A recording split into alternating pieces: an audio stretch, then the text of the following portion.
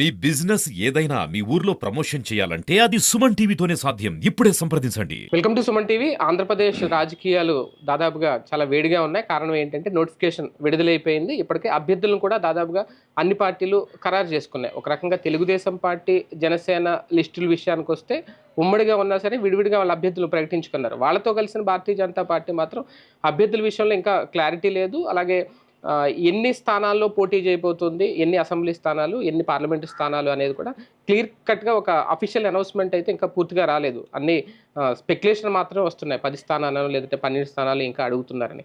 కారణాలేంటి? భారతీయ Janata party ఎందుకు వెనకబడుతోంది? పొత్తయితే confirm అయిపోయింది గానీ బరిలోకి దిగే విషయంలో కాస్తంత వెనకడుగు వేస్తుందా? లోపం ఎక్కడుందా? అధిష్టానం దగ్గర ఉందా? ఇదే విషయం మీద మనతో మాట్లాడడానికి రవికిరణ్ గారు ఉన్నారు. పెద్దిరెడ్డి రవికిరణ్ గారు, భారతీయ జనతా పార్టీ అధికార ప్రతినిధి. రవికిరణ్ గారు నమస్తే అండి. నమస్కారం. మొన్నటి వరకు పొత్తు విషయంలో క్లారిటీ లేదు అని అనుకున్నాం. క్లారిటీ అయితే వచ్చేసింది. కలిసిపోయారు. కానీ ఇంకా ఎక్కడో slow and steady wins the race అన్నట్టు వెళ్తున్నారా? లేదంటే ఆలస్యం అమృతం విషం అవుతుందా రేపొద్దున్న? ఎలా చూడాలి? విషయం అవుతుంది కానండి, అమృతం అవుతుంది. యాక్చువల్గా మనకు అందరికి తెలిసిందే. ఎందుకంటే జనసేన, తెలుగుదేశం పార్టీ ఇద్దరు కలిసి సీట్ పంపకాలు చేసుకుని ఆల్రెడీ లిస్ట్ అనౌన్స్ చేసేసిన తర్వాత భారతీయ జనతా పార్టీ లిస్టులో చేరిన విషయం అందరికి తెలిసింది. కూటమిలో భాగంగా ఎన్డీఏలో భాగం కావాలని నిర్ణయం తీసుకున్నప్పటికీ ఏ స్థానాల్లో పోటీ చేయాలని దాని మీద ఆల్రెడీ వారు కొన్ని పంపకాలు చేసి లిస్టులు కూడా అనౌన్స్ చేశారు. కాబట్టి మేము కూటమిలో రాకముందే 99 స్థానాలు అనౌన్స్మెంట్ పేర్లతో సహా అయిపోయింది. దాంతో వస్తున్నటువంటి సందిగ్ధత ఏ స్థానాల్లో ఎలా పోటీ చేయాలి అనేది. ఎందుకంటే మాకు బలం ఉన్న స్థానాల్లో ఆల్రెడీ వాళ్ళ క్యాండిడేట్స్ అనౌన్స్ చేసేయటం. సో ఇటువంటి బేరీజు వేసుకొని ఇప్పుడే ఎంటర్ అయ్యాం కాబట్టి అందులో ఇప్పుడు మనకు కూడా సమయం ఉంది కాబట్టి. కానీ ఒకసారి మీ పొత్తు విషయంలో అందరికీ అర్థం కాంది, ఈవెన్ నాకు కూడా అర్థం కాంది ఏంటంటే ముందే ఒక లిస్ట్ అనౌన్స్ చేసేసుకున్నారు. జనసేనకు సంబంధించి ఒక 5 అభ్యర్థులను అనౌన్స్ చేసుకుని 24 సీట్లు పంపకాలు చేసేశారు. ఆయన కూడా 94 స్థానాల్లో అభ్యర్థులను ప్రకటించేసుకుంది తెలుగుదేశం పార్టీ. తర్వాత మీ పొత్తు కన్ఫర్మ్ అయింది. అంటే దాదాపుగా 175 నియోజకవర్గాల్లో సగం పైగా అయిపోయి దాదాపు ఒక 52 ఎన్నో మిగిలిన తర్వాత మీతో పొత్తు పెట్టుకుంది. దాన్ని ఏ రకమైన పొత్తుగా పరిగణించాలి సార్ ప్రజలు? ప్రజలు ఇప్పుడు ఎన్నికలకి వెళ్ళక ముందు ఏ రకమైనటువంటి పొత్తును స్పష్టత ఇచ్చి వెళ్ళటం సమంజసం. ఎన్నికలు స్టార్ట్ అయిపోయినాక అప్పుడంటే కన్ఫ్యూజన్. కానీ ఇప్పుడు ఇంకా వాళ్ళు అనౌన్స్ చేసిన టైంకి ఇంకా నోటిఫికేషన్ తేదీలే ఖరారు, నిన్న 16వ తారీఖు ఖరారు చేశారు. సో దాన్ని ప్రజలు పెద్దగా కన్ఫ్యూజ్ అవ్వరు. కానీ కాకపోతే అభ్యర్థులుగా మేము కొత్తగా వచ్చి జాయిన్ అయ్యాం కాబట్టి ఏ రకంగా ఏ స్థానంలో ఎక్కడ పోటీ చేయాలన్న దాని మీద కొంత, ఎందుకంటే వాళ్ళ ఎక్సెస్ చేసేసి ఉన్నారు వాళ్ళిద్దరు. సో మేము కొత్తగా ఎంటర్ అయ్యాం కాబట్టి కొంత సమయం. కానీ నాకు తెలిసి మీరు కూడా ఎక్సైజ్ చేసుకున్నారు. విజయవాడలో శివప్రకాష్ జీ వచ్చినప్పుడు, పురంధేశ్వర్ గారికి వచ్చినప్పుడు, అంటే బయటకు వచ్చిన ఇన్ఫర్మేషన్ మీకు కూడా తెలుసు. అంటే 175 స్థానాల్లో ఒక్కో స్థానానికి సంబంధించి 3 అభ్యర్థుల్ని రెడీ చేసి ఎంపిక చేసుకుని మీ అధిష్టానం అందరూ పంపించారు. అంటే మీరు కూడా ఫుల్ ఎక్సైజ్ అయిపోయింది, ప్రిపేర్డ్గా ఉన్నారు. కానీ ఇప్పుడు వస్తే 10 సీట్లు ఇస్తారా, లేదా 8 ఇస్తారా, 12 ఇస్తారా అనేది క్లారిటీ లేదు. ఎక్కడ లోపం కనిపిస్తుంది? ఇదే ఇప్పుడు నేను చెప్పింది. కూటమిలోకి వచ్చాక వస్తాయి ఇబ్బందులు. కూటమి రాకముందు మ్యాక్సిస్ మేము చేసాం. మీరు చెప్పినట్టు 175 అసెంబ్లీ స్థానాల్లో, 25 పార్లమెంట్ స్థానాల్లో ఎక్సైజ్ పూర్తి చేసాం. త్రిసభ్య కమిటీ ప్రతి పార్లమెంట్ పంపించాం. నేను కూడా త్రిసభ్య భాగస్వామిని. రాజమండ్రి పార్లమెంట్ నేను వెళ్ళాను. ఆ సభ లిస్ట్ తీసుకున్నాం, అధిష్టానికి పంపించాం. అది ఫైనలైజ్ చేశారు. కొంతవరకు ముందుకు వెళ్ళారు. ఆల్రెడీ దానిలో షార్ట్ లిస్ట్ కూడా చేసేసారు. మొత్తం అంతా అయిపోయింది. ఒక 3000 మంది ఆశావాహులు ఉన్నారు, లిస్ట్ చేశారు. ఇప్పుడు రెడీ టు గో అనమాట. కరెక్ట్ గా దూకే టైంకి కళ్ళు వేసి రెక్కలాగారు. సో ఇప్పుడున్న పరిస్థితుల్లో 175 + 25 ప్రిపేర్ అయిన సందర్భంలో 6, 10 అని అంటున్నారు. కాబట్టి ప్రస్తుతం వస్తున్న వార్తలో 6 పార్లమెంటు, 10 అసెంబ్లీ అంటున్నారు. కాబట్టి మళ్ళీ ఆ 10లో ఎక్కడ 10 స్థానాల్లో మా క్యాండిడేట్లు ఏంటి అన్నది కొంత మాకు అవగాహన ఉంటుంది. మళ్ళీ ఆ 10 స్థానాలు ఎక్కడ? ఇప్పుడు ఉన్న 175 స్థానాల్లో 10 అంటే నాట్ ఈవెన్ 10%, మేము 5%. 10 అనుకుంటే 5%. ఆ 5% మరి మాకు బలంగా ఉన్నటువంటి స్థానాలు, గతంలో మేము గెలిచినటువంటి స్థానాలు, అలా అయితే మాకు విన్నింగ్ ఛాన్సెస్ ఉంటాయి. అలాగే గతంలో తెలుగుదేశం పార్టీ కూడా వాళ్ళ 40 ఏళ్ల చరిత్రలో విన్ అయిన స్థానాలు అయితే ఒక అవకాశం ఉంటుంది. వాళ్ళ 40 ఏళ్ల చరిత్రలో విన్ కాని స్థానాలు కూడా ఉన్నాయి. ఇప్పుడు ఇప్పుడున్న ఆంధ్రప్రదేశ్ లో 40 ఏళ్ల చరిత్రలో ఎప్పుడు విన్ కాని స్థానాలు కూడా ఉన్నాయి. అటువంటి స్థానాలు తీసుకుని మాకు బలం లేక పేరుకే స్థానాలు తీసుకుని రేపు మమ్మ అనిపించి 0 అనిపించాం అనుకోండి, ఇబ్బంది కదా. 10 అసెంబ్లీ స్థానాల్లోనైనా మాకు ఇవి కావాలి అని ఏమన్నా వాళ్ళ ముందు పెట్టారా మీరు? అవి ఉండొచ్చు, తప్పనిసరిగా అలా పెట్టకుండా ఎందుకుంటారు. ఉదాహరణకి రాజమండ్రి అర్బన్ ఉంది సార్, గతంలో మేము గెలిచాం 2014లోనే. డెఫినెట్ గా మా ఇంట్రెస్ట్ ఫస్ట్ ఆఫ్ ఆల్ అట్లా ఉంటది. రాజమండ్రి అర్బన్ గతంలో గెలిచాం, ప్రకటన చేశారు. ఇప్పుడు రాజోలు ఉంది, మేము గతంలో గెలిచాం. జనరల్ గా టక్కని రాజోలు మాకు ఇవ్వండి అంటాం, పొత్తులో భాగంగానే గెలిచాం. అది ఆల్రెడీ ప్రకటన చేశారు, జనసేన గెలిచారు. సో అలాగే ఇప్పుడు విశాఖ నార్త్ ఉంది, అది ఇంకా ప్రకటించలేదు. అలా కైక్లూర్ ఉంది, ప్రకటించలేదు. అలా కొన్ని ఉన్నాయి ప్రకటించలేదు. ఇప్పుడు విజయవాడ సెంట్రల్ ఉంది, గతంలో మేము గెలిచాం. అలాగా కొన్ని ఇబ్బందులు ఉంటాయి. సో ఎక్కడైతే మేము బలంగా ఉన్నాం ఒకటి, రెండు తెలుగుదేశం పార్టీ గతంలో గెలిచిన స్థానాలు ఏంటి, కొన్ని స్థానాలు గెలవని స్థానాలు ఉంటాయి. అక్కడ మేము గెలవలేదు గతంలో, మేము తీసుకునేది తక్కువ 5%. దానిలో కూడా ఇప్పటి వరకు గెలవని స్థానాలు తీసుకుంటాం వల్ల ఉపయోగం ఏంటి, పేరుకే పొత్తులో ఉంటుంది తప్పితే ఉపయోగం ఉంటుంది. కానీ ఒకటి సార్, మీరు చెప్తున్న దాన్ని బట్టి ఆల్రెడీ గమనిస్తుంటే పరిస్థితులు, మీరు గెలవగలరని ధీమా ఉన్న స్థానాలను కూడా ముందు తెలుగుదేశం పార్టీ అభ్యర్థులను ప్రకటించేసుకుంది. ఇప్పుడు ఒక రకంగా మీకు ఆప్షన్ లేదు అంటే వాళ్ళు ప్రకటించిన వాళ్ళని వెనక్కి తీసుకొని మళ్ళీ మీకు ఆ సీట్లు ఇవ్వాలి, వాళ్ళని క్యాన్సిల్ చేసి. మీరు 10 స్థానాలు ఎక్కడెక్కడ అనుకుంటున్నారు, ఏదైనా అది ఉందా? మనకైతే సమాచారం లేదండి, అది అధిష్టానం దగ్గర సమాచారం ఉంటది. బట్ ఏది శాశ్వతం కాదు కదా, వాళ్ళు ప్రకటించేసినంత మాత్రాన అక్కడతో అయిపోయింది. ఇదేనా పత్రిక లకీర్ కాదు కదా, శిలాస లక్ష్మణ్ రేఖ ఏం కాదు కదా. సో అటువంటిది కూడా నేను వ్యక్తిగతంగా అయితే అటువంటిది కూడా పునర్పరిశీలించాలని చెప్పి నేనైతే కోరుతాను. ఎందుకంటే మేము పోటీ చేసేది 5%, టీడీపీ పోటీ చేసేది 83%. 83% వాడు పెద్ద మనసు చేసుకొని మా 5% ఇవ్వాలి. అలాగే 83% వాడు పెద్ద మనసు చేసుకొని 12% జనసేన పార్టీకి ఇవ్వాలి. అలా ఇస్తేనే ఈ పొత్తు సక్సెస్ అవుతుంది. ఇప్పుడు 3 పార్టీలు సమానమైనటువంటి ఓటు షేర్ ఉన్న పార్టీలు కాదు కదా. తెలుగుదేశం పార్టీ పెద్ద భాగపక్షం ఆంధ్రప్రదేశ్ రాష్ట్రంలో, దానిలో 30% అబోవ్ ఓటింగ్ తెలుగుదేశం పార్టీకి ఉంది. జనసేనకి 2019లో 5.5, బీజేపీకి 0.86. సో 2019కి ఇప్పటికి మేము ఎదిగాం అనుకోండి. ఓవరాల్ గా మా ఇద్దరికి కలిపి 10% వేసుకోండి. ఈ 10% ఓటింగ్ తెలుగుదేశం పార్టీ 30% వాళ్ళు కూడా పెరుగుంది 35%. ఆ 35%కి మా 10-15% యాడ్ అయితే ఓవరాల్ గా 50% షేర్కి వెళ్తాం. 50% షేర్కి వెళ్తే తెలుగుదేశం పార్టీ పోటీ చేస్తున్నటువంటి 83 స్థానాల్లో 83%లో 144 స్థానాల్లో వాళ్ళు విజయ తీరానికి వెళ్ళి 100 కన్నా ఎక్కువ కైవసం చేసుకుని వాళ్ళ పార్టీ అభ్యర్థిని చంద్రబాబు నాయుడు ముఖ్యమంత్రి కావాలి. లాస్ట్ టైం అలాగే వారి మెజారిటీ షేర్ 30%, 35% షేర్ మా మైనారిటీ షేర్ అయినటువంటి 5%కి 6% యాడ్ అవ్వాలి. ఇది కూడా కీలకమే. మాది వాళ్ళకి వెళ్ళేసి వాళ్ళు 100 దగ్గర వాళ్ళు ప్రభుత్వం ఏర్పాటు చేస్తే మరి మా పరిస్థితి ఏంటి, వాళ్ళు 35% మాకు యాడ్ అవ్వాలి కదా. సో బాధ్యత వాళ్ళ మీద ఎక్కువ ఉంది. మమ్మల్ని గెలిపించాల్సిన బాధ్యత తెలుగుదేశం మీద ఉంది. ఇప్పుడు మా మైనారిటీ స్టేక్ లో వాళ్ళే క్యాండిడేట్ గా అనుకుని పనిచేసి గెలిపించాలి. లేకపోతే మళ్ళీ 2014 చేదనుభవాలు రిపీట్ అవుతాయి. లాస్ట్ టైం 13 సీట్లు తీసుకున్నారు మీరు పొత్తులో భాగంగా 2014లో. ఇప్పుడు ఇంకా తగ్గుతున్నారు, అంటే ఇప్పుడున్న లెక్కలను బట్టి ఏదో అడుగుతున్నారు ఇంకో 2 సీట్లు అని, అది అయితే అఫీషియల్ కన్ఫర్మ్ కాదు. ఎందుకు తగ్గాల్సి వచ్చింది? మరి పై లెవెల్లో తీసుకున్నటువంటి నిర్ణయాలు తగ్గుతున్నారు పెరుగుతున్నారు మీరే అంటున్నారు, అన్సర్టన్ గా ఉందంటున్నారు మీరే. 10-6 అనేది ఇప్పుడున్న లెక్క కదా, 10-6 ప్రకారం చూసుకున్నా తగ్గుతున్నట్టే కదా, ఎందుకు తగ్గాల్సి వస్తుంది అంటున్నాను. అంటే మరి వాళ్ళకు అంటే గతంలో జనసేన పార్టీకి సీట్ షేరింగ్ లోకి రాలేదు, వాళ్ళు బయట సపోర్ట్ చేశారు, వాళ్ళు కూడా సీట్ షేరింగ్ వచ్చారు కాబట్టి మరి పై స్థాయి తీసుకున్నటువంటి నిర్ణయాలు అన్ని వాళ్ళు తీసుకున్న నిర్ణయాలు తీసుకుని ఉంటారు. అంటే నేను కార్యకర్తగా కోరుకునేది ఏంటంటే 2014 13 స్థానాలు తీసుకున్న శేఖర్ గారు వాస్తవానికి 3 అసెంబ్లీ స్థానాల్లో మాకు ఇచ్చిన 3 అసెంబ్లీ స్థానాలు గుంతకల్లు, కడప, ప్రకాశం జిల్లా సంతనోతులపాడు, ఈ 3 అసెంబ్లీల్లో తెలుగుదేశం పార్టీ కూడా వాళ్ళ అభ్యర్థిని పెట్టి వాళ్ళు బీఫామ్ కూడా ఇచ్చారు. పొత్తులో ఉన్నా సరే ఈవీఎం లో కమలం ఉంది, సైకిల్ ఉంది, మరి మేము పొత్తులో ఉన్నాం. ఫ్రెండ్లీ ఫైట్ అని కొత్త ట్యాగ్ పెట్టారు. సో మీరన్నట్టు ఎఫెక్టివ్ గా 10, పేరు 13. ఇందాక నేను డిస్కషన్ చెప్తుంది అదే, పేరుకి ఏదో ఇచ్చి 13 ఇచ్చారు, 3 చోట్ల పెట్టారు. అంటే మాకు ఎన్ని ఇచ్చారు మీరే చెప్పండి, ఎన్ని ఇచ్చినట్టు? 10 ఇచ్చినట్టే కదా. 10లో కూడా సహకారం అంతంత మాత్రం, మేము గెలిచింది 4. సో మనకి ఇచ్చిన 10లో ఎఫెక్టివ్ గా 50% గెలిచాం. సో సహకారం కూడా అంతంత మాత్రం అప్పుడు.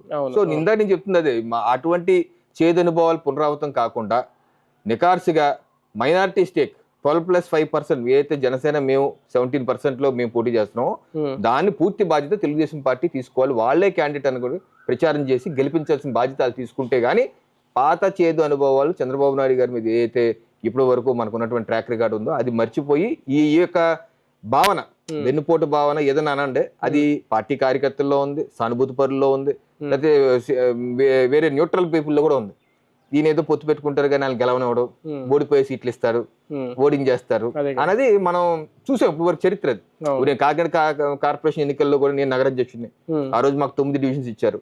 22 మంది రెబల్స్ పెట్టారు తెలుగుదేశం పార్టీ. 22 రెబల్స్ పెట్టి దానిలో వాళ్ళని గెలిపించుకొని మేము 3 గెలవగలిగాం. మళ్ళీ గెలిచిన మరుక్షణమే టీడీపీలో గెలిపారు. అవును. జనసేన కోసం మీరు త్యాగం చేస్తారా? రాజకీయాల్లో త్యాగాలు గీగాలు ఏమి ఉండవండి. అన్ని అప్పుడున్నటువంటి పరిస్థితులు బట్టి సమకాలీన దేశ కాలమాన పరిస్థితి ప్రకారం నిర్ణయం తీసుకుంటారు. కానీ త్యాగాలు అటువంటిది ఏమి పెద్దగా ఉండదు. భాగంగా త్యాగాలు ఉండవు అంటే త్యాగం అందరూ చేస్తారండి. ఒకవేళ త్యాగం అని లిటిల్ టర్న్ మాట్లాడుతుంటే ఇప్పుడు ఇందాక మీరు చెప్పారు 170 స్థానాలకు 20 స్థానాలకి మీకు 3000 మంది ఆశాభావాలు. మరి దానిలో త్యాగం చేస్తుంది 2990 మంది త్యాగం చేస్తున్నారు. మరి అలాగైతే ప్రతి పార్టీలోనూ త్యాగదనులు ఉంటారు, త్యాగరాజులు ఉంటారు. బట్ పొత్తులో ఒక అండర్స్టాండింగ్ పార్టీ పెద్దలు, పార్టీని రథసారథులు ఒక దేశ కాలమాన పరిస్థితి ప్రకారం ఒక నిర్ణయం తీసుకున్నప్పుడు దానికి శిరోధారంగా భావించి అన్ని పక్షాలు ఒక అడుగు వెనక్కి వేసి ముందుకు వచ్చి మిత్రపక్షాలన్నింటినీ ఆ యొక్క ఈవీఎం మెషిన్లో సైకిల్ ఉంటే సైకిల్, కమలం ఉంటే కమలం, గ్లాస్ ఉంటే గ్లాస్ బుద్ధి గెలిపించుకొని ఎన్డీఏ ప్రభుత్వాన్ని ఏర్పాటు చేయాలి. కానీ పవన్ కళ్యాణ్ గారు మనం రీసెంట్ గా మాట్లాడిన మాట, ఈ పొత్తు వల్ల నష్టపోయాను, ఒక రకంగా పెద్ద మనసు చేసుకుని మధ్యవర్తిత్వం వహించడం వల్ల నాకే నష్టం వచ్చింది, తగ్గించుకోవాల్సి వచ్చింది ఉన్న సీట్లు అనేది ఉందా? ఆ పరిస్థితి నిజంగా ఆయన నష్టపోయారు అనుకుంటున్నారు మీరు? ఉండొచ్చు, వారి పార్టీ వాళ్ళని అడగాలి ఎంతవరకు మిత్రులే కదా వీళ్ళకన్నా. నేను చెప్పినట్టు నష్టం అనేది అన్ని పక్షాలకు ఉంటది. నష్టం అంటే ఆయన అన్నది మీ వల్ల నష్టపోయాం, బీజేపీ వచ్చి కలిసిన తర్వాత ఇంకొక 3 సీట్లు ఆయన నష్టం. ఏముంది అక్కడ 144 స్థానాలు పోటీ చేస్తాం, 83 స్థానాలు అక్కడ తీసుకోవచ్చు కదా. అక్కడ పెద్ద పూల్ ఉంది కదా, అక్కడ పెద్ద సముద్రం ఉంది, ఆ సముద్రంలో తీసుకోవచ్చు కదా. ఇప్పుడు మరి జైల్లో ఉన్నప్పుడే వెళ్ళి సపోర్ట్ చేసి చంద్రబాబు నాయుడు గారి పార్టీని నేనే నిలబెట్టాను, నేనే భుజస్థానాల మీద టీడీపీ నిలబెట్టాను పవన్ కళ్యాణ్ అనేక సందర్భాలుగా అన్నారు కదా. మరి అక్కడ నుంచి తీసుకోవచ్చు కదా 144. జనరల్ గా ఒక ప్రశ్న, పొత్తు వల్ల ఎంతవరకు ప్రయోజనం సార్ బీజేపీకి? ఇప్పుడు 2010 బీజేపీ భారతీయ జనతా పార్టీ కదా అందరికి అన్ని పక్షాలకి ప్రయోజనకరంగానే ఉంటది కాబట్టి పొత్తు పెట్టుకున్నారు. ఇప్పుడు నేను ఇందాక చెప్పినట్టు అందరికీ సమానమైనటువంటి ఓట్ షేర్ లేదు. ఓట్ షేర్ లేనప్పుడు ఒక రకమైన కాంప్రమైజ్కి వచ్చి సో అందరికీ ఉభయ కుశలో పరి అందరికీ న్యాయం జరుగుతుంది. ఇప్పుడు మేము లేనిది తెలుగుదేశం పార్టీ కూడా గెలవలేని పరిస్థితి కాబట్టే కదా మేము ఇద్దరు కావాలని కోరుకుంటున్నారు. మేము ఒక్కరికి వెళ్ళినా ఎక్కువ గెలవలేము అనే కదా తెలుగుదేశం పార్టీ జనసేన కలుపుకుంటున్నాం. వ్యతిరేక ఓటు చీలకుండా ఒడిసి పట్టుకోవడం అనేది పొత్తు వల్ల ప్రయోజనం అంటారు మీరు? జనరల్ గా అది అదే వరకు అలాగే జరుగుతుంది. ఇప్పుడు ఫైనల్ గా డిసైడ్ చేసేది ప్రజలండి. కానీ ఇప్పుడు పరిస్థితులు చూస్తుంటే అలా కనిపిస్తుందా సార్? ఇప్పుడు మీరు సీట్లు ప్రకటించిన తర్వాత వస్తున్న యాజిటేషన్, నిరసనలు కానీ, రోడ్డు ఎక్కుతున్నారు, ధర్నాలు చేస్తున్నారు. ఇప్పుడు పిఠాపురం కానీ ఇలా కొన్ని చూసుకుంటే వాళ్ళు అవసరమైతే ఇండిపెండెంట్గా పోటీ చేయడానికి రెడీగా ఉంటున్నారు. కానీ పొత్తుని గౌరవించే పరిస్థితి కనిపించట్లేదు కొన్ని నియోజకవర్గాల్లో. అప్పుడు మీరు అనుకున్నది ఎలా సాధ్యం అవుతుంది? అంటే మీరు పొత్తులో ఉన్న పక్షాలను చూస్తున్నారు కానీ అటుపక్క వైసీపీ పక్షం కూడా చూడట్లేదు. చాలా మంది వైసీపీ ఎలాగ సింగిలే నష్టం వాళ్ళు టికెట్లు రానే వాళ్ళు ఇండిపెండెంట్ గా వేస్తామని లేదా వాళ్ళు సహకరించాలని ఉన్నారు. నేను అనేది ఏంటంటే ఈ సమస్య అన్ని పార్టీలకి ఉంటది. పొత్తులో ఉన్న భాగపక్షాలే కాదు, పొత్తులో ఉన్న భాగపక్షాలకే కాదు, సింగిల్ గా ఉన్న పార్టీ. ఇప్పుడు ఒంటరిగా 2019 లో వెళ్ళాను మేము Bharatiya Janata Party, Kakinada seat MLA contest చేశాను. రవికిరణ్ గారు ఎందుకు టికెట్ ఇవ్వాలని భారతీయ జనతా మా శ్రేణులను ధర్నా చేశారు, మాకు టికెట్ ఇవ్వండి. నాకు సహకరించలేదు ఎన్నికలు చాలా మంది మేము పోటీ చేసేటప్పుడు. ఒక రకంగా చెప్తున్నా అన్ని పార్టీకి ఏ పరిస్థితుల్లోనూ ఉంటుంది. ఈ పాయింట్ కూడా నేను అడుగుదాం అనుకున్నాను. అంటే ఆ పార్టీలో వచ్చిన వ్యతిరేకత టీడీపీ జనసేనలో వచ్చిన వ్యతిరేకత బీజేపీలో కూడా ఉంటుందా? రేపు పొద్దున్న సీట్ల అనౌన్స్మెంట్, అభ్యర్థుల అనౌన్స్మెంట్ అయితే ఇప్పుడు నా అనుభవం చెప్తున్నా కదా, కాకినాడ సీట్కి నాకు ఇస్తే మరి కొంతమంది ధర్నాలు చేశారు, ప్రెస్ మీట్లు పెట్టారు. రవికిరణ్ ఎందుకు ఇచ్చారు? చాలా రోజుల పాటు సహకరించలేదు వాళ్ళు. మళ్ళీ పార్టీ పెద్దలు వాళ్ళందరూ వచ్చి మాట్లాడితే ఏదో మమ్మ అని సహకరించారు, పూర్తిగా సహకరించలేదు. సో అలాగా కొన్ని స్థానాల్లో ఉన్నాయి. పరిస్థితి వస్తే నష్టమే కదా సార్, పొత్తు పెట్టుకున్న ఉపయోగం ఏముంటది? పొత్తు పెట్టుకున్నా పెట్టుకోకపోయినా ఆ సమస్య ఉంటుంది అంటున్నాను. ఇది సొంత పార్టీ, ఎందుకంటే ఆశాభావాలు ఉంటారు సార్. ఒక స్థానానికి 3 ఆశాభావాలు ఉంటారు.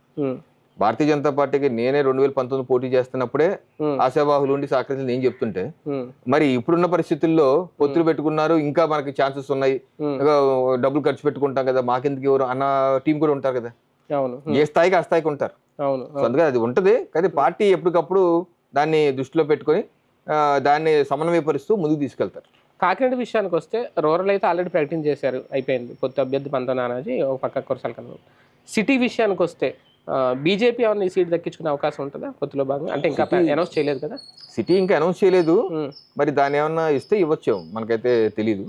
అది కూడా ఇస్తే ఇవ్వచ్చాం. ఇస్తే మళ్ళీ మిమ్మల్ని అభ్యర్థిగా ప్రకటించే అవకాశం ఉందా ఇప్పుడు? నా అవకాశం, ఎందుకంటే మనం ఆర్థిక స్తోమతకి తోగం, అంత ఆర్థిక స్తోమత 2019లో ఇప్పుడు ఎందుకు తోగరా? ఇప్పుడున్న పరిస్థితుల్లో తూగే పరిస్థితి కష్టం. కూటమి వల్ల అంటారా? అప్పుడు మీకు సింగిల్ గా కాబట్టి ఇచ్చారా సీటు, ఇప్పుడు కూటమి వల్ల ఇవ్వలేరా? కూటమి వలన ఇవ్వకపోతే ఫ్రాంక్ నేను కూడా అడగట్లేదు, ఎందుకంటే ధర్మం కాదు, మనం అంత ఖర్చు పెట్టలేమని. ఇప్పుడు మనకి ఖర్చు పెట్టగలం ఆ రేంజ్ లో అనుకుంటే అడగచ్చు, కానీ ఆ రేంజ్ లో మనం ఖర్చు పెట్టలేనా అని మనకు తెలిసినప్పుడు ఎందుకని చెప్పి నేను కూడా అడగట్లేదు. కానీ అప్పుడు లెక్క ప్రకారం నేను ఒక ప్రశ్న వేస్తాను మిమ్మల్ని. మీకు వచ్చింది 1500 ఓట్లు, నోటాకు వచ్చింది 1600 చిల్లర ఓట్లు, 1650 అంత ఓట్లు. అంటే బీజేపీ కంటే, అంటే ఓకే అక్కడ పెద్దిరెడ్డి గారు, రవికరణ్ గారు ఉన్నారు, ఇంకొకరు ఉన్నారని పక్కన పెడితే, బీజేపీ కంటే నోటానే నమ్మారు, బీజేపీని నమ్మలేదు. అప్పుడు ఈ 5 ఏళ్లలో ఏమన్నా మార్పు వచ్చిందా? నమ్మేలాగా బీజేపీ కానీ లేదంటే మోడీ గారి ప్రభావం కానీ కాకినాడ మీద ఉందా? యాక్చువల్ నాకు వచ్చిన ఓట్లు తూర్పుగోదావరి జిల్లాలో అన్ని అసెంబ్లీకి నాకే ఎక్కువ ఓట్లు వచ్చాయి. అదే అలా చూసుకుంటే అయితే నేను అనేది ఏంటంటే అప్పటి పరిస్థితులు వేరు. ఎందుకంటే ఇప్పుడు చంద్రబాబు నాయుడు గారు ఇప్పుడు ఏ రకంగా తిట్టిపోసారు. ఇప్పుడు నిన్న మన ఇండియా టుడేలోనే కాంక్లేవ్ లో రాహుల్ గారు అడిగారు మోదీ గారిని హార్డ్ కోర్ టెర్రరిస్ట్ అని పిలిచిన వ్యక్తి నువ్వు ఎలా పెట్టుకున్నావు, అలా తిట్టారు. చంద్రబాబు నాయుడు గారు తిట్టారు, వాళ్ళ మీడియా అంతా ఏకపక్షంగా మా మీద ఇచ్చేసింది కాబట్టి ప్రజలు విసుగెత్తిపోయి దీని వద్దని చెప్పి వన్ సైడ్ గా జగన్మోహన్ రెడ్డి కొట్టేశారు. అయితే అక్కడ అందుకని లోయెస్ట్ పర్సెంటేజ్ వచ్చింది. అయితే అప్పటి నుంచి ఇప్పుడు వరకు రాష్ట్రంలో జరిగిన అనేక ఎన్నికల్లో స్థానిక సంస్థలు కానీ, ఎమ్మెల్సీ కానీ, ఉప ఎన్నికలు కానీ ఎక్కడా భారతీయ జనతా పార్టీ షేరు 5% కానీ అబోవ్ ఉంది. ఉదాహరణకి స్థానిక సంస్థలు 78%, ఉప ఎన్నికలు 15%, ఎమ్మెల్సీ ఎన్నికలు 5%. సో మా ఓట్ షేర్ పెరిగిందే కానీ ఎక్కడ తగ్గింది అయితే లేదు. ప్రజాదరణ అప్పుడు మీద పెరిగింది, ఇప్పుడు ఈ మధ్య కాలంలో ఇంకా పెరిగింది. డెఫినెట్ గా అయితే గణనీయ స్థాయిలో ఉంది కాబట్టే కదా పొత్తుకి కావాలని చెప్పి కోరుకునేది మిత్రపక్షాలు. ఏమి ఓట్లు లేని వాళ్ళని మిత్రపక్షాలు ఎందుకు కోరుకుంటారు పొత్తులకు రండి అని? అంటే కంప్లీట్ గా మోడీ గారి ప్రభావమే చూడాలా ఈసారి భారతీయ జనతా పార్టీ? ఒకవేళ 10 తీసుకుని ఎన్ని తీసుకున్నా, ఎన్ని స్థానాలు గెలిచినా సరే మోడీ గారి ప్రభావం, మోడీ గారు తీసుకున్న నిర్ణయాలు, లేదంటే ఆయన తీసుకొచ్చిన కొన్ని బిల్లులు, ఇవే చూడాలా? ఇది మీ మీద బీజేపీ మీద గెలవాలి, ఓన్లీ బీజేపీ గెలవాలంటే డెఫినెట్ గా పార్లమెంట్ కి, అసెంబ్లీకి ఆలోచిస్తారని ప్రజలు. పార్లమెంట్ అయితే తప్పనిసరిగా ప్రధానమంత్రి నరేంద్ర మోడీ గారి ఫిర్ ఎక్ బార్ మోదీ సర్కార్. మోదీ గారు దేశంలో ఏ రకంగా చేశారు, ఏ రకంగా ఎన్ని సమస్యలు 10 సంవత్సరాలుగా అభివృద్ధి, సంక్షేమ, ఇండస్ట్రీస్ కానీ, రైతాంగానికి కానీ, మహిళలకు కానీ ఎన్ని చేసిన సంక్షేమ కార్యక్రమాలు గ్రామాన్ని రీచ్ అయ్యాయి. సో మోదీ గారు ఇంకోసారి అక్కడ పార్లమెంట్ లో ముఖ్యమంత్రి కావాలి, పెద్ద ఎత్తున వెళ్ళాలి అన్నది డెఫినెట్ గా ఆలోచిస్తారు. ఒకటి. రెండోది, ఇక్కడ రాష్ట్రంకి వచ్చేసరికి రాష్ట్రంలో ముఖ్యమంత్రి చంద్రబాబు నాయుడు గారు ఆయన. సో చంద్రబాబు నాయుడు గారు ఏ రకంగా చేస్తారు ఏంటి, జగన్మోహన్ రెడ్డి గారు చంద్రబాబు నాయుడు గారు కంపారిజన్ చేస్తారు. ఎవరు కావాలి ఏంటి అనే దాని మీద డెఫినెట్ గా చంద్రబాబు నాయుడు గారికి మొగ్గు చూపి, ఎందుకంటే వారు జగన్మోహన్ రెడ్డి గారు ఏదైతే 5 సంవత్సరాల్లో వాళ్ళు ఫెయిల్ అయ్యారు కాబట్టి అనేకమైనటువంటి అంశాలు వాళ్ళు ప్రామిస్ చేసుకుంటూ నిలబెట్టుకోలేదు కాబట్టి తప్పనిసరిగా చంద్రబాబు నాయుడు గారి మీద సానుకూలంగా ఓట్లు పడి, అలాగే భారతీయ జనతా పార్టీని కూడా దృష్టిలో పెట్టుకుంటారు. మోడీ గారి మిత్రపక్షంగా ఉన్నారని కూడా ఉంటది. అయితే రాష్ట్ర అసెంబ్లీ వరకు నాకు తెలిసి అయితే గణనీయంగా ముఖ్యమంత్రి ఎవరు కావాలి అన్న దాని మీద బేసికల్ గా ప్రజలు ఆలోచిస్తారని చెప్పి నేనైతే అనుకుంటున్నాను. ఈ పొత్తులో భాగంగా పవర్ షేరింగ్ కాన్సెప్ట్ ఏమన్నా బీజేపీ తీసుకురాబోతుందా? పవర్ షేరింగ్ అంటే అండి అదే ముగ్గురులో ఎవరికొకరికి ఒక 2 ఏళ్ళు తెలుగుదేశం పార్టీ ముఖ్యమంత్రి పదవి, ముఖ్యమంత్రి మంత్రులు అనేది ఎలాగా పవర్ షేరింగ్, ముఖ్యమంత్రి పదవి షేరింగ్ నాకు తెలిసినంత వరకు అయితే ఇప్పుడు ఇందాక నేను చెప్తున్నట్టు 83% సీట్లు. అంటే ఇప్పుడు ఫర్ ఎగ్జాంపుల్ ఇప్పుడు కేంద్రం చూసుకోండి, 543 లోక్సభ స్థానాలు, దానిలో మేము దగ్గర 450 స్థానాలు పోటీ చేస్తాం. అంటే అక్కడ కూడా దగ్గర 83%. దేశవ్యాప్తంగా భారతీయ జనతా పార్టీ పార్లమెంట్ సభ్యులుగా లోక్సభ 83% పోటీ చేస్తాం. సో అక్కడ మేము కూటమిని లీడ్ చేస్తున్నాం విత్ బిగ్ బ్యాంగ్. 38 పక్షాలు ఉన్నప్పుడు టీడీపీ జాయిన్ అయింది కాబట్టి 38 పక్షాలు, అన్ని పక్షాలు బీజేపీ, నరేంద్ర మోడీ గారి ప్రధానమంత్రి, వేరేది అవకాశం లేదు. మిగతా వాళ్ళు పోటీ చేసేది మిగతా 17% లోనే. సో అక్కడెక్కడ ఏవి అవకాశం ఉండదు, ఆలోచన కూడా రాదు. అలాగే ఆంధ్రప్రదేశ్ చూడండి, 83% తెలుగుదేశం పార్టీ, మేము 5%, జనసేన 12%. ఇక్కడ ఇంకో వ్యక్తికి ఎలా ఉంటుంది అవకాశం? ఇప్పుడు చంద్రబాబు నాయుడు గారు ముఖ్యమంత్రి, అవునున్నా కాదన్నా ఆయనే క్యాండిడేట్. సో మేము 5% పోటీ చేసి ముఖ్యమంత్రి సీటింగ్ 12% పోటీ చేసి అంటే ఎలా కుదురుతుంది? అలా కేంద్రంలో నరేంద్ర మోడీ గారు, రాష్ట్రంలో చంద్రబాబు నాయుడు గారు, దీని మీదే ఇప్పుడు కేంద్రంలో రాహుల్ గాంధీ కావాలా, నరేంద్ర మోడీ గారు కావాలి, అదే నా కంటెస్ట్ దేశవ్యాప్తంగా. అలాగే రాష్ట్రంలో చంద్రబాబు నాయుడు గారు కావాలా, మీకు జగన్మోహన్ రెడ్డి గారు కావాలి. ఇదే కంటెస్ట్, దీనికన్నా వేరేదే ఉండదు ప్లెయిన్ గా చెప్పాలని. అంటే ఉమ్మడి మీరిద్దరు ముందు నుంచి జనసేన బీజేపీ కలిసి ఉన్నారు కాబట్టి ఉమ్మడిగా ఏమన్నా ముఖ్యమంత్రి షేరింగ్ పవన్ కళ్యాణ్ గారికి అడిగే అవకాశం ఉందా? నేను అనేది అది ఎప్పుడు అంటే 6 నెలల క్రితం ఎప్పుడైతే ఆయన తెలుగుదేశం పార్టీతో సేల్ అవుతాను అన్నకు ముందు మేమిద్దరు కలిసి ఉన్నప్పుడు మేమిద్దరు కలిసి డెఫినెట్ గా పవన్ కళ్యాణ్ గారే ముఖ్యమంత్రి అభ్యర్థిగా ఉండి ఒక 3వ ప్రత్యామ్నాయంగా వెళ్ళే అవకాశం ఉండేది. దానిలో భాగంగా మేము 25-30 గెలుచుకుంటే రేపు ఏమన్నా ఫుల్ మెజార్టీ రాకుండా ఉంటే అలా మేము కూడా కుమారస్వామి గారు ఏ రకంగా అయితే ముఖ్యమంత్రి కర్ణాటక అలాగా పవన్ కళ్యాణ్ గారు ముఖ్యమంత్రి చేసే అవకాశం ఆ ఈక్వేషన్ లో ఉండేది. బట్ ఇప్పుడున్న ఈక్వేషన్ లో నాకు తెలిసి అయితే నాకున్నటువంటి రాజకీయ పరిజ్ఞానంలో ఏదైతే నాట్ పాసిబుల్ అనేది నేను అనుకున్నాను. ఎందుకంటే ఒక పక్కన ఉంది చిన్న చిత్తకు వెతికి కాదు కదా. ఆయన 40 ఏళ్ళు రాజకీయ జీవితం, 14 ఏళ్ళు ముఖ్యమంత్రి, దేశంలో ఆయనే సీనియర్. ఓకే, నరేంద్ర మోడీ గారు ఆయనే సమకాలీన అయి ఉండొచ్చు. మరి అటువంటి వ్యక్తిని ముఖ్యమంత్రిగా పక్కన ఎలా పెడతారు? ఎన్డీఏలో టీడీపీ వచ్చిందా? టీడీపీ దగ్గరికి ఎన్డీఏ వచ్చిందా? టీడీపీ కూటమిలోకి ఎన్డీఏలోకి టీడీపీ వస్తారు అంతే. అంటే మీరే అడిగారు అనేది కదా చంద్రబాబు గారు చెప్పారు. ఎవరు అడిగినా చేసినా సరే మీరు వస్తా అన్నారు, మీరు రమ్మన్నారు, అలాగే మనకున్న రిలేషన్షిప్ ఫోన్ చేశారు, కలుస్తున్నాం. నాకు ఇష్టం ఉంటేనే మీరు వస్తారు, మీకు ఇష్టం ఉంటే నన్ను పిలుస్తారు, అంతే కదా. 10 ఏళ్ళు అయిపోయింది మోడీ గారు ప్రధాని అయిపోయి భారతీయ జనతా పార్టీ దేశానికి. డబుల్ ఇంజన్ సర్కార్ అనే మీ కాన్సెప్ట్ సౌత్ లో ఆంధ్రప్రదేశ్ విషయానికి వస్తే ఇంకా ఎంత టైం పడుతుంది? 2029 మీ గోల్ ఉందా? అంతకు మించి పడుతుందా? చెప్పలేమండి, ఇప్పుడైతే కాదు కదా. 2024 లో అయితే అవదు. అవును, ఇప్పుడు అవదు. ఈ ఫలితాలు బట్టి ఏమన్నా మీకు ఒక విజన్, ఒక ఐడియా వస్తుంది? చెప్పలేము. ఏదన్నా అవ్వచ్చు, రాజకీయాల్లో ఎప్పుడో ఏదన్నా అవ్వచ్చు. ఇప్పుడు తమిళనాడు, కేరళలో ఈరోజు మన polls, exit polls, pre polls వస్తుంటే ఎలా ఉంటున్నాయి? తమిళనాడులోనే 5-6 సీట్లు ఎంపీ సీట్లు గెలుచుకుంటామని, కేరళలో కూడా 2-3 సీట్లు గెలుచుకోని చెప్తున్నారు. సో ఒక 5 ఏళ్ళలో మార్పు వచ్చేసింది. కేరళలో కూడా 20% ఓటు వస్తాయి అంటున్నారు, తమిళనాడులో కూడా 20% ఓటు వస్తాయి అంటున్నారు. ఇప్పుడు వాతావరణం మారింది. సో అలాగే 5 ఏళ్ళలో మారిపోయింది కదా వాళ్ళకి. అలా ఇక్కడ కూడా వాతావరణం మారదనేం లేదు, మారచ్చేమో, మారాలని చెప్పి కోరుకుందాం. ఫైనల్ గా కాకినాడ విషయానికి ఒకసారి వస్తే, మీరు ఆల్రెడీ డోర్ టు డోర్ ప్రచారాలు కూడా చేస్తున్నారు, అంటే బీజేపీ నుంచి కమిటీలో తిరుగుతున్నారు అనేది. ప్రజల నుంచి ఏమన్నా బీజేపీ ఆదరణ పెరిగిందని ఎక్కడైనా ఏ పాయింట్ ఆఫ్ వ్యూలోనే మీకు అనిపిస్తుందా? ఇస్తున్న పథకాలు, రాష్ట్ర ప్రభుత్వం ఇస్తున్న పథకాల్లో కేంద్ర ప్రభుత్వం వాటా దాదాపు అన్ని పథకాల్లో ఉంది అనే అవగాహన ప్రజల్లో ఉంది అని మీకు తెలుస్తుందా? మేము ఇటీవల వికసిత్ భారత్ సంకల్ప యాత్ర అనే కార్యక్రమం, కేంద్ర ప్రభుత్వ కార్యక్రమమే, దాన్ని చేశాము.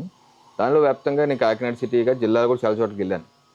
ప్రజల్లో అయితే గతం కన్నా ఇప్పుడు అవగాహన పెరిగింది. అంటే అందరిలో ఉందా, ఓన్లీ ఎడ్యుకేటెడ్ లో ఉందా, గ్రౌండ్ లెవెల్ లో? ఇది ఎంత ఎక్కువ మాట్లాడిందంటే పేద బడుగు బలహీన వర్గాలతోనే ఎక్కువ. ఇది వికసిత్ భారత్ సంకల్ప యాత్ర లబ్ధిదారులతోనే, గ్యాస్ కనెక్షన్స్ కోసం, రేషన్ ఇల్లు లేని వాళ్ళకి ఇల్లు కోసం, లేకపోతే ముద్రా రుణాల కోసం, బ్యాంక్ అకౌంట్ల కోసం, లేకపోతే ఇన్సూరెన్స్, ప్రధానమంత్రి గారి ఇన్సూరెన్స్, వీటి మీద అనమాట.